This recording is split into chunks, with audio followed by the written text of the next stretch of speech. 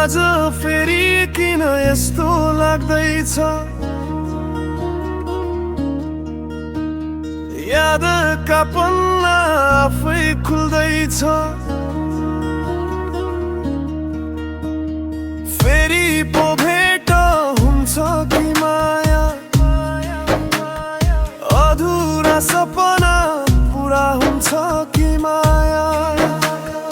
याद छ अझै तिमीले छोडेको दिन, हाँस्दा हाँस्दै टुटेको दिन।